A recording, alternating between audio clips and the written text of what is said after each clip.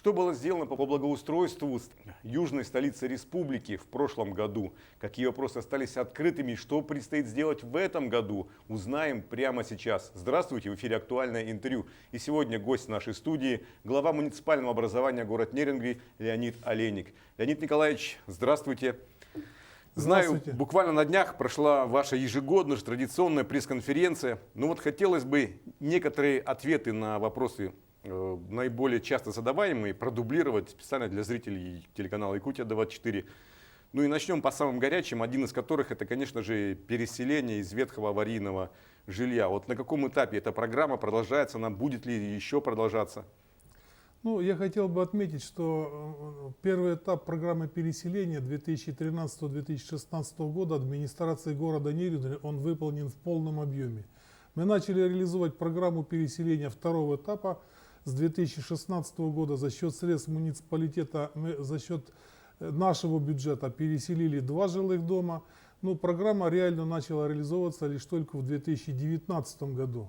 В рамках этого этапа в 2019 году мы переселили 4 квартиры из аварийных жилых домов, то, что было запрограммировано в программе региональной, то есть республиканской.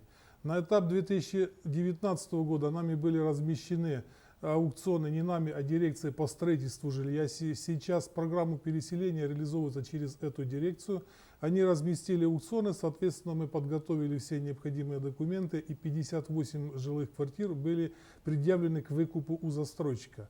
Компания «Дальстрой» на улице Чурапчинская, 26 завершили строительство многоквартирного 10-этажного жилого дома. Разрешение на ввод в эксплуатацию этого дома мы подписали в декабре месяце. 25 января начинается заселение этого дома. Сегодня все необходимые документы мы уже практически все оформили, потому что 31 декабря они зарегистрированы в органах Росреестра. И сегодня мы готовим документы к переселению, это договора социального найма и договора мены квартир. 25 числа с учетом мероприятий по пандемии мы не будем так массово и торжественно вручать ключи, как мы это обычно делаем, чтобы не было большого скопления людей. Поэтажно мы будем приглашать по времени, с разрывом по времени жильцов, вручать ключи, как бы будем делать совместно с ними осмотр. И счастливые новоселы, которые долго ожидали этого переселения, получат свое благоустроенное жилье уже в этом году, в январе месяце. Не секрет, да, прошлый год был очень сложный. Вот вы, как глава города, вот что вы можете отметить, прежде всего, работу по благоустройству? Вот что удалось сделать за прошлый год и что еще осталось на этот год? Вы знаете, у нас прошлый год действительно был очень сложным, ввиду того, что мы столкнулись именно с проблемой пандемии по коронавирусной инфекции. Он был сложный для того, чтобы продолжить те работы, которые были запланированы, но тем не менее практически все планы, в том числе и по благоустройству, администрации города Нерюнгри были выполнены. Наш город является активным участником нескольких программ по благоустройству. Это поддержка местных инициатив, это региональная программа и, соответственно, программа федеральная, это комфортная городская среда. По этим программам, по 3 дворовых территории, нами, которые были запланированы, и те территории, которые люди проголосовали, подали заявки и выиграли в конкурсном отборе, эти дворовые территории попали в программу, и, соответственно, эти работы были выполнены. То и «Дружбы народов» двор 25, и площадку спортивную мы установили на улице Дружбы народов 25/1 по обращению жителей. Это дворовые территории, начаты работы по Дружбе народов 6/1, дворовые территории 10/1 Дружбы народов, 10/2 и 8/1 началась подготовка уже к завершению этой программы. Мы сегодня на этот год запланировали также участие в этих программах, прошел уже конкурсный отбор, мы подали заявку и, соответственно, уверен, что эта заявка будет удовлетворена. Мы продолжим работы по благоустройству дворовых территорий, это включает асфальтирование внутри квартальных проездов, внутридворовых проездов, асфальтирование пешеходных тротуаров, это установка бордюрных камней, установка детских игровых площадок, соответственно, это будет ограждение и расширение мест для парковки автомобилей в этих дворовых территориях. Это те люди, которые согласились участвовать в этой программе, соответственно, то их участие, их желание, они проголосовали, и софинансирование в том числе идет от людей этих многоквартирных домов. есть Там программа продолжается еще Программа и в этом году. продолжается, и подходы такие, в принципе, и в Министерство строительства, и в региональных властей, в правительстве нашей республики, что должен быть комплексный подход. Вот мы берем поквартально, максимальное количество работы именно в этом квартале должно завершиться. Для того, чтобы полностью завершить вот эти все проблемные вопросы по кварталу М, мы в этом году завершим эту программу по 8.1, 8.2, это асфальтирование территорий и до устройства бордюрных камней и пешеходных зон. Соответственно, будут выполнены работы по Карла Марса 25/1. У нас в плане также стоят эти работы. Ну и дальше по 6.1, там, где не завершено асфальтирование стоянок для автомобилей, эта работа также будет продлена. Но в 2020 году по результатам рейтингового голосования второе место у нас занял устройство сквер в районе школы номер 2 в квартале Н. Эта работа была выполнена благодаря поддержке и правительства нашей республики. Практически работы завершены, но из-за мероприятий по пандемии не удалось нам завершить работы, потому что и с строителями были проблемы. Мелкие недостатки остались, есть гарантийные письма с наступлением тепла, там будут доделаны эти работы, там остались последние штрихи, и наши горожане получат благоустроенный красивый сквер. В планах работы на 2021 год мы подали заявку, эта заявка прошла конкурсный отбор. Мы получили уже финансирование, уведомление о финансировании с республиканского бюджета в объеме 40 миллионов рублей.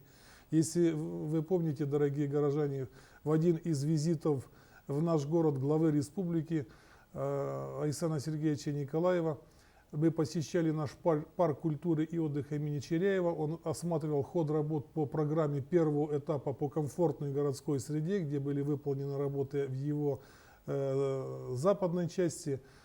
Было предложено нам подать заявку, разработать проект, и его поддержка непосредственно была то, что необходимо заканчивать работы в целом по всему парку. Конкурсную заявку мы отправили, проект разработали, проверку Госкомцен прошли и проверку госэкспертизы.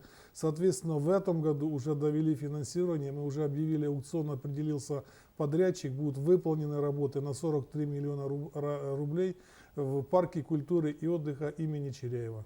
Ну, еще такой момент, про асфальтирование говорили, да? Всем, конечно, все горожане были, несомненно, рады этим летом, потому что закатали, скажем, в асфальт улицу Карла Марса, которая давно-давно уже просилась. Вот это все или будут продолжены работы, и что впереди нас ждет и горожан? Это не все, однозначно не все. Мы будем продолжать работу по капитальному ремонту дорожно-уличной сети нашего города. Благодаря поддержке Александра Сергеевича Николаева мы завершили работы по капитальному ремонту улицы Карла Марса. Это первая улица центральная, которая сделан ремонт качественный с учетом всех требований в ГОСТ, в норме всего остального. И особенности нашего города еще те, что при проектировании строительства города не были учтены мероприятия по отводу ливневых вод. Нам пришлось эту работу сейчас начинать в нашем городе. Мы пытаемся эту проблему решать, чтобы не было у нас больших луж. И когда мы понимаем, что мы находимся в местности, которая расположена на сопках, при большом ливне вода под большим потоком идет по дорожно-уличной сети, соответственно ее размывает, разрушает, мы предусматриваем водоотводы. По Карла Марса эту проблему мы практически решили. Капитальный ремонт мы завершили в этом году. Ремонт шел 2 года. Сметная стоимость более 100 миллионов рублей по этой улице. Но тем не менее, в прошлом году мы разработали проект капитального ремонта следующей улицы, улицы Ленина, потому что она также является очень сильно проблемной в плане водоотводов, потому что если мы сейчас не отведем воду с улицы Ленина при ее капитальном ремонте, можно сказать, что будут проблемы потом в дальнейшем с улицей Карла Марса. Мы проект разработали, который прошел государственную экспертизу и, соответственно, проверку Госкомцен, подали заявку для участия в программе, заявка одобрена и будет выделено финансирование. Сумма, конечно, большая по улице Ленина, чуть больше 200 миллионов рублей. И за счет средств Дорожного фонда республики мы как бы разбили капитальный ремонт этой улицы на 2 этапа пока. Мы планируем в этом году первый этап начинать. Сейчас только доведут финансирование, выйдет специальное постановление правительства республики. Мы разместим аукцион на проведение капитального ремонта и определимся, с каким участком. То есть это будет участок либо от улицы Геологов, либо это будет средний участок от улицы Дружбы народов до улицы Карла Маркса. То есть работы будут продолжаться, и, несомненно, в этом году мы будем разрабатывать проектно-сметную документацию для капитального ремонта следующих улиц нашего города. Что касается текущего содержания, летнего, зимнего, все контракты нами уже размещены, они прошли, определились подрядчики. Что касается ремонта текущего, в любом случае одна улица, она не решит проблемы всего города. По всему остальному городу мы будем проводить ямочные ремонты, в том числе и дорожными картами, и тем путем, которым мы шли дальше, это путем пневмонабрызга. То есть подрядчики есть, техника есть, готова. Подрядчики есть, аукционы по текущему ремонту еще мы не размещали, мы их планируем разместить в феврале месяце для того, чтобы пройти процедурные и конкурсные мероприятия, для того, чтобы в марте месяце определились подрядчики, чтобы они смогли подготовиться к этим летним работам, закупить необходимое количество строительного материала и начать работы с того момента, как только сойдет снег. Еще один вопрос, очень часто задаваемый. В прошлом году это о бездомных животных, в том числе собак. Мы неоднократно поднимали на канале эту тему. Вроде вышел закон. А вот как на сегодняшний день появились рычаги, инструменты его реализации этого закона? Для того, чтобы решить эту проблему и чтобы исполнять, как положено по закону, в Нерюнгри и других населенных пунктах должен появиться не пункт передержки, а должен появиться полноценный приют, который должен отвечать требованиям федерального закона номер 498. На его строительство пока сегодня нет денег ни в республиканских властей, ни тем более в муниципалитетов. То финансирование, которое минимальное нам доводится для того, чтобы могли исполнять эти полномочия, их не хватает. Нам приходится добавлять немного денег, мы добавляли в конце года из нашего бюджета. Что сегодня мы намерены делать? Мы регулярно и постоянно ведем работу с правительством нашей республики для того, чтобы, первое, чтобы мы могли нормально и достойно выполнять эти полномочия, нам нужно строительство приюта.